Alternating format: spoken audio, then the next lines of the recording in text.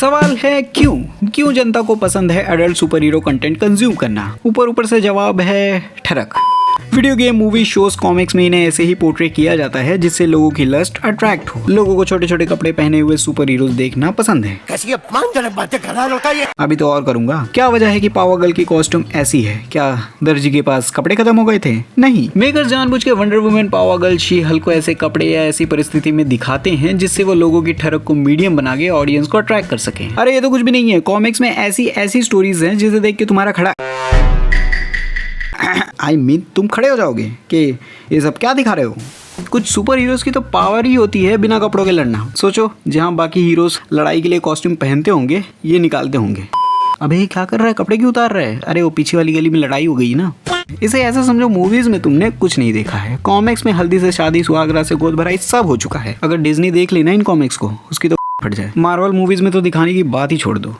And not only female characters, मैं दोनों की बात कर रहा हूँ। कॉमिक्स में ये ऐसे हालात में पाए गए हैं जिसे देख के तुम शर्मा जाओ। ऐसे ही थोड़ी ना आयरन मैन को प्ले बॉय बोलते हैं। पर तुम लस्ट के दम पे लोगों को कब तक रोक लोगे? उन्हें अट्रैक्ट तो कर लोगे, बट उसके बाद क्या दिखाओगे? क्या ऐसा क्या है तुम्हारे पास जिससे ऑडियंस अपना टाइम तुम्हारे कंटेंट पे इन्वेस्ट करे? सिर्फ प्रेम संबंधी दिखाओगे तो एक टाइम के बाद जनता भाग जाएगी और शगुन में गंदी रेटिंग्स दी जाएगी।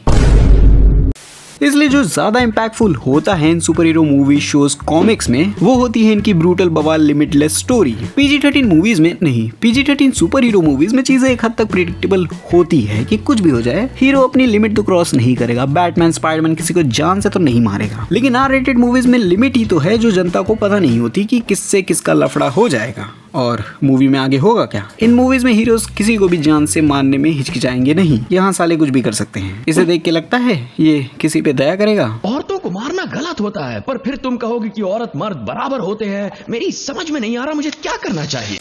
जो इन कैरेक्टर्स को भयंकर तरीके से अनप्रेडिक्टेबल बनाती है। और ह्यूमंस का तो नेचर है, उन्हें अनप्रेडिक्टेबल चीजें पसंद होती हैं। इन मूवीज में पॉलिटिक्स, प्रोपेगेंडा, सोसाइटी की हार्ड रियलिटी, रेसिज्म, डेडपुल के अश्लील जोक कहीं से भी आ सकते हैं। मैं आज भी वॉचमैन जैसी मूवी को भूल नहीं पाता, क्योंकि इन सब चीजों को ये मूवी बड़े ही बेहतरीन तरीके से कवर करती है। द बॉयज जैसा शोज तो बच्चे हैं इसके आगे in terms of story telling. Movie अपने टाइम के हिसाब से बहुत ही एडवांस थी सुपर हीरो जॉनरा में। ये मूवी तब आई थी जब R-ratings उनके स्टूडियोज अपने नानी के घर चले जाते थे। तब वॉचमैन जैसी मूवी आती है जो एक अलग पर्सपेक्टिव चेहरा दिखाती है सुपर हीरोज का, कि साला दूध का धुला कोई नहीं है, ये भी ठरकी और करप्ट है। मेरा नाम है बुल्ला, रखता हूँ खुल्ला।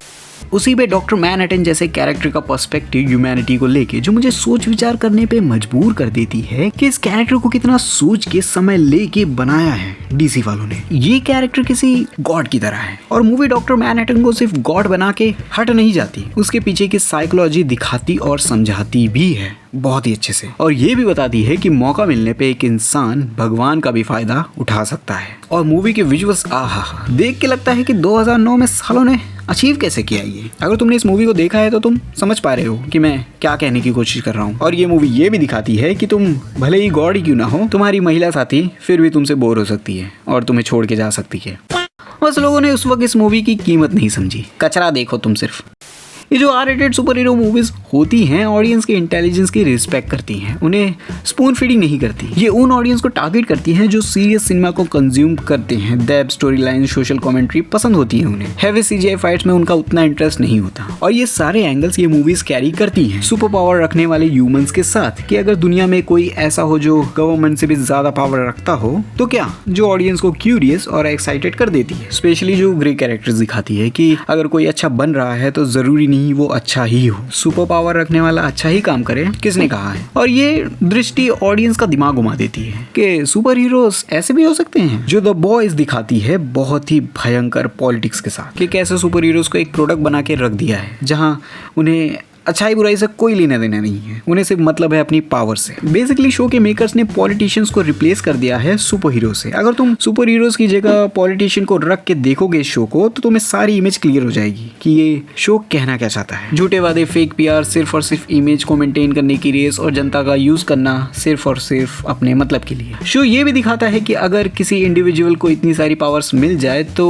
उसे ऐसा लगने लगेगा कि मुझे क्या जरूरत है किसी का अच्छा करने की, जबकि मैं ऑलरेडी इन सबसे सुप्रीम हूँ। और ये कीड़े, जो डराने वाली बात है। I'm stronger, I'm smarter, I'm better, I am better.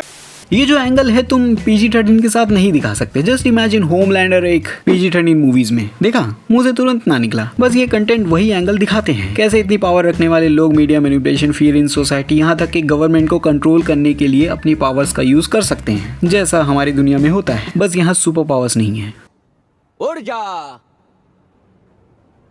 जितने भी R-rated कंटेंट है सुपर हीरो जॉनरा में, वो साइकोलॉजिकल डेप्थ ज्यादा रखते हैं। चीजों को सिर्फ ब्लैक और व्हाइट नहीं बल्कि ग्रे कैरेक्टर्स के साथ ऑडियंस के सामने रखते हैं, जो देखने वाले को सोचने पे मजबूर कर देती है कि साला गलत कौन है और सही कौन। कुछ का कहना होता है ये सही है और कुछ का कहना होता है गलत, जो इस जॉनरा को फ्रेश बनाती है और ऑडियंस का interest in adult super hero content में रखती है।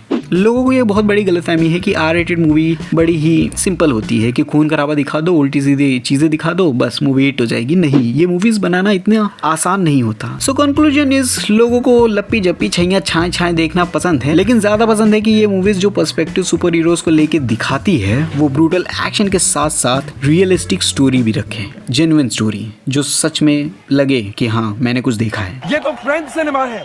मैं कभी कभी सोचता हूँ कि डिज्नी कभी वो चीज़ें अपने मूवीज में दिखा पाएगा जैसा वो कॉमिक्स में है। बहुत मुश्किल है भाई, बहुत मुश्किल। डीसी की यही बात तो मुझे अच्छी लगती है कि वो R-rated कॉमिक्स को जैसा है वैसा ही अडेप्ट करते हैं, जिसका मेजर रीजन है वहाँ डायरेक्टर्स की ज्यादा चलती है। और WB की हम कितनी भी बुराई कर ले, लेकिन इस चीज के लिए मैं तारीफ करूंगा कि वो डायरेक्टर्स को फ्रीडम देते हैं, चाहे वॉचमैन हो या सुसाइड स्क्वाड हो। ये अपने मूवीज के साथ एक्सट्रीम जाते हैं, इसलिए compare to Marvel DC R-rated genre में ज्यादा अच्छा काम करता है। लेकिन मार्वल का हाथ डिज्नी पकड़ लेता है कि बस कीजिए, बहुत हो गया।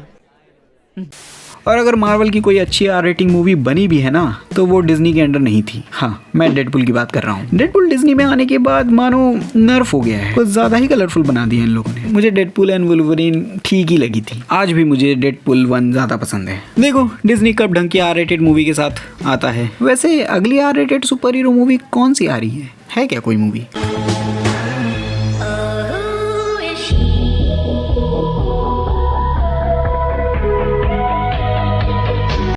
अच्छा, मैं सीरियस सुपर हीरो मूवी देखने जा रहा हूँ, तो मुझे कोई डिस्टर्ब नहीं करेगा, ठीक है?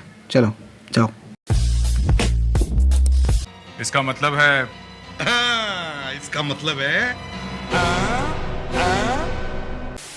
और कैसे डिज्नी AI शोज बनाने वाला है, अगर वो जानना है तो इस वीडियो पे क्लिक करो। आओ बताता हूँ कि कैसे ये सत्यानाश करने पे तुले हैं।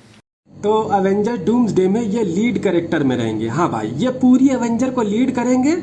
तो मैं मार्वल वालों से पूछना चाहता हूँ, ये लीड कैरेक्टर में रहेंगे तो बाकी सबको क्या मुजरा उजरा करने के लिए बुलवाए हो क्या है? सब टिकटॉकिया बने क्या?